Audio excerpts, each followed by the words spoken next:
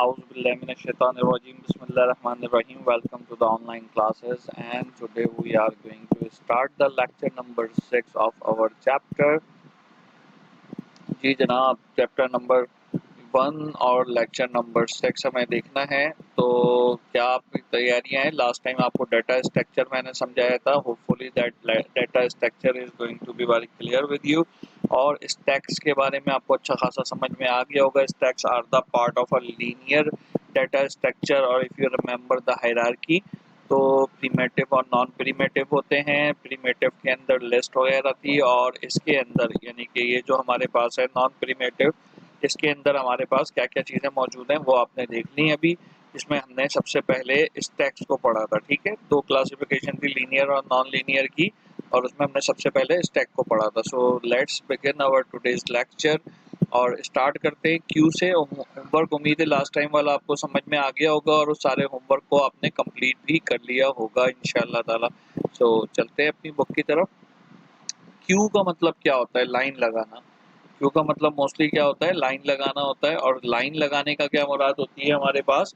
Line लगाने से मुराद हमारे पास एक के पीछे एक लगना होता है हमारे पास, ठीक है। तो अब यहाँ पे Q is a linear data structure which follow a particular order which operation is FIFO, जिसका ऑपरेशन मोड क्या है हमारे पास? फीफो है। फीफो क्या बताया था मैंने आपको फर्स्ट लेक्चर के अंदर? जो डाटा स्ट्रक्चर का पहला लेक्चर हमने डिलीवर किया था, फर्स्ट इन फर्स्ट आउट, यानी कि जो सबसे पहले एंटर होगा ये भाई साहब सबसे पहले आए होंगे, और ये अभी लास्ट में आए हैं, और इनके बाद ये अभी क्यू में लगे हुए हैं, ठीक है। तो ये जो भाई साहब आपके फर्स्ट में हैं, ये सबसे पहले डी क्यू होंगे, यानी अपने क्यू से सर्व कर दिए जाएंगे, ठीक है। फर्स्ट इन फर्स्ट आउट, जो सबसे पहले आएगा सबसे पहले जाएगा। जबकि स्टैक में ऐसा नहीं होता था। स्टैक में फर्स्ट इन लास्ट आउट होता था। फीफो पॉलिसी के बजाय लीफो पॉलिसी इस्तेमाल होती थी, और जबकि यहाँ पर फीफो पॉलिसी इस्तेमाल होती है, ठीक है। ये एक बात हो गई हमारे पास। अच्छा, अब इसकी एक मिसाल इन्होंने यहाँ पे दी हुई है कि Q of a student in school. School के अंदर जो लड़के क्यू लगाते हैं असेंबली लाइन से, वो आपके पास एक मिसाल हो सकती है। और people in a cinema is another example of a Q. तो इसमें फर्स्ट इन फर्स्ट आउट, जो सबसे पहले खड़ा होता है। इसी तरह से कौमी बचत के बाहर जो लोग खड़े होते हैं अपने वाजिबात लेने के लिए, तो उनका भी यही तरीक़ेकार होता है। जो सबसे पहले आता है, ही और she should be served first, ठीक है। यहाँ तक बात हो गई। अच्छा, यहाँ पे ये क्या कहता है कि जनाब डिलीशन, दो ऑपरेशन बता रहा है, डिलीशन और इंसर्शन। डिलीशन कहाँ पे होगी? At one end called front और हेड, ठीक है। डिलीशन कहाँ पे होगी? फ्रंट और हेड पे। क्योंकि यहाँ से ये जो होगा ये एलिमिनेट होता चला जाएगा, डी क्यू होता चला जाएगा। Dequeue is a process to break the queue finally, ठीक है। तो जैसे सर्व होगा वो बाहर निकल जाएगा उस क्यू से।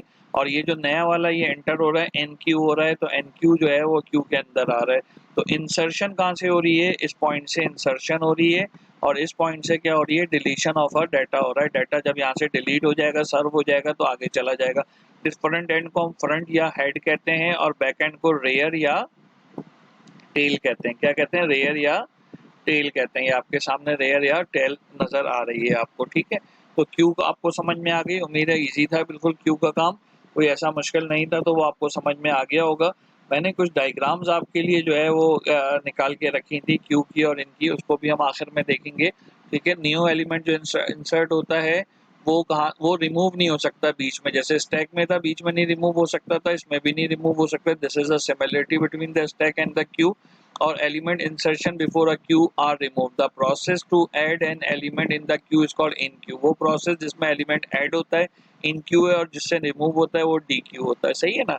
और front और head का आपको, और tail का और rear का concept भी आपके जहन में है। इसके बाद आगे हम चलते हैं array। array को एक हमने पढ़ा है अभी अपनी जो है क्या कहते हैं मैथ्स की क्लासेस में। मैट्रिसेस भी 2 डायमेंशन एरे है।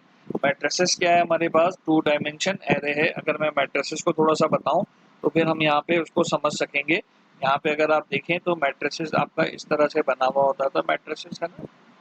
इसमें ये जो होती थी हमारे पास, ये क्या होती थी? रॉज होती थी, और ये ऊपर से नीचे जो वैल्यूज होती थी ये क्या होती थी? कॉलम्स होती थी। तो रॉ और कॉलम की शक्ल में it is a 2 dimension array. ये मैट्रिसेस भी जो है हमारे पास 2 डायमेंशन एरे की शक्ल में। तो एक एरे से हम वाकिफ हैं जिसमें हमारे पास यहाँ पे डाटा होता था A b c whatever the elements are और डी। ठीक है, तो ये हमारे पास इसके एलिमेंट्स थे।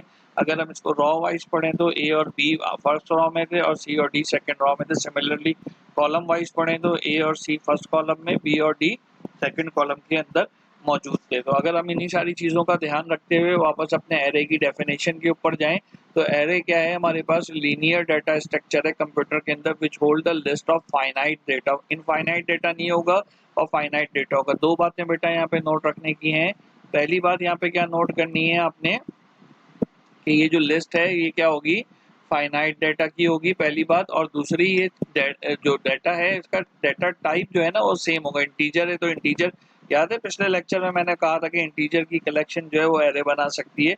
यहाँ पर अगर जैसे इस वाले में देखें तो अल्फाबेट्स हैं तो अल्फाबेट्स ही नजर आ रहे हैं आपको, और ये इसका इंडेक्स है। इंडेक्स इसका वो लोकेशन होती है जैसे आपका घर है या आपका स्कूल है, B13 है तो B13 के बराबर में B12 हो सकता है एक तरफ और एक तरफ B14 हो सकता है। तो ये बिल्कुल सीक्वेंस में ही चलेगी इंडेक्सिंग या नंबरिंग, और इसमें डाटा किसी भी ऑर्डर में अरेंज हो सकता है but the type of a data must be same. Data की जो टाइप है वो क्या होनी चाहिए, सेम होनी चाहिए, एक जैसी होनी चाहिए। दोनोों बातें समझ में आ गई, इंडेक्स भी समझ में आ गया और मेमोरी लोकेशन भी समझ में आ रहा है। Memory location is a place where data is stored, index is a actual address in a sequential order, और जो बीच में डाटा हुआ है वो सारा का सारा एक्चुअल डाटा है एरे का जो हमारे पास मौजूद है। तो ये यहाँ तक बात समझ में आती है। अब इसके कुछ की टर्म्स हैं जैसे वहां पर थी। क्या की टर्म्स है हमारे पास, element each item stored in array is called element, ये हमारे पास स्टोर्ड है और ये एरे बन गया हमारे पास। इंडेक्स क्या है, लोकेशन है उसकी और सिक्वेंशियल ऑर्डर में होगी। देखें जैसे 0 1 2 3 4 5 6 7 ये हमारे पास जो है सिक्वेंशियल। न्यूमेरिकल वैल्यू इंडेक्स है which is used to identify the elements. Index है are in the consecutive number, एक के बाद एक होंगे, बीच बीच में जंप नहीं होगी। ठीक है, operations like traversal, search, insertion, deletion, sorting can be perform on array. अब आप याद है आपको मैंने आपको वो स्लाइड दिखाई थी, दोबारा दिखाता हूँ। तो उस स्लाइड के अंदर आपने देखा था कि हमने वो ऑपरेशंस पढ़े थे, मैंने कहा था ये नाम आएंगे अगर आपको याद हो। तो ये देखिए ये हमने यहाँ पे रखा था create, selection, updating, searching, sorting, merging और डिस्ट्रॉय। ये भी वही सारे ऑपरेशंस ही हैं जो हमारे पास चल रहे हैं। उसके बाद ये एरे चल रहा था, मैंने उस वक्त रोक दिया था। तो एरे क्या है, फाइनाइट सेट है, होमोजीनियस नंबर, एक जैसे नंबर होते हैं, और it mean that contain one type of a data only. Integer है तो इंटीजर, फ्लोटिंग पॉइंट है तो floating point and so fourth. ठीक है, तो इसके बाद एरे किस तरह से डिक्लेयर करते हैं ये देखें। मैंने मैट्रिसेस में आपको बताया था कि एरे डिक्लेयर करने का तरीका ये ARR और एरे के साथ ब्रैकेट बना देते हैं। ये भी हर लैंग्वेज का अलग अलग हम सीखेंगे। और इसकी टाइप क्या है, INT का मतलब इंटीजर है, ये सही है ना। INT का मतलब क्या है, इंटीजर है। तो ये जो INT है ये इसकी डाटा टाइप बता रहा है। ठीक है, INT क्या बता रहा है, इसका डाटा टाइप बता रहा है, और ये बता ये रहा है कि इस डाटा टाइप का आपने एरे जो है वो स्टोर किया और उसके अंदर वैल्यूज या एलिमेंट्स कितने आ सकते हैं, 10 आ सकते हैं।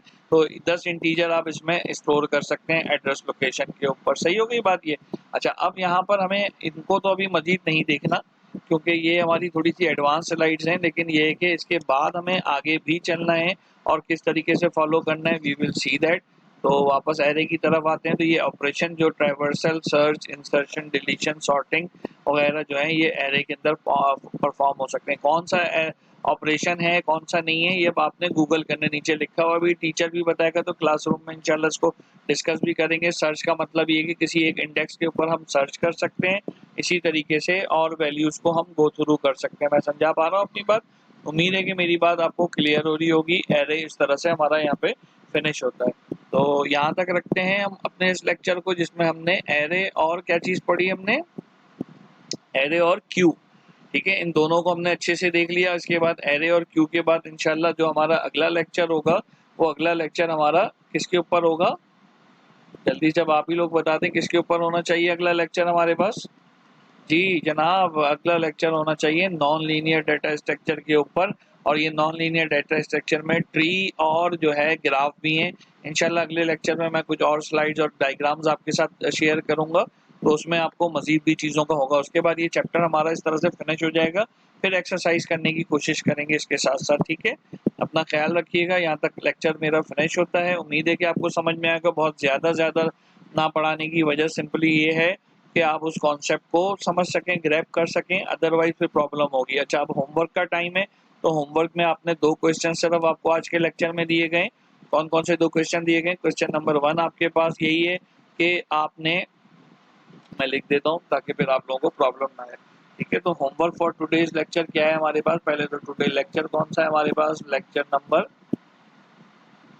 6 था हमारे पास ये, और इसके अंदर क्वेश्चन नंबर 1 जो आज हमने पढ़ा वो हमने किसके बारे में पढ़ा? व्हाट इज क्यू, क्यू क्या होता है, ठीक है। एक्सप्लेन विद एग्जाम्पल, एक्सप्लेन करना है आपने इसको with reference to, with reference to few examples, ठीक है। अच्छा, ये एग्जाम्पल्स जो हैं आपकी रियल लाइफ भी हो सकती हैं और कंप्यूटर ओरिएंटेड भी हो सकती हैं, it is up to you, ठीक है। और दूसरा हमारे पास हमने क्या पढ़ा है जो खास तौर पे आज पढ़ा है? What is an array, what is an array, ARRAY, array क्या है, ठीक है। एक्सप्लेन इट्स की टर्म्स, इसकी की टर्म्स जो है आपने एक्सप्लेन करनी है मुझे एक बार।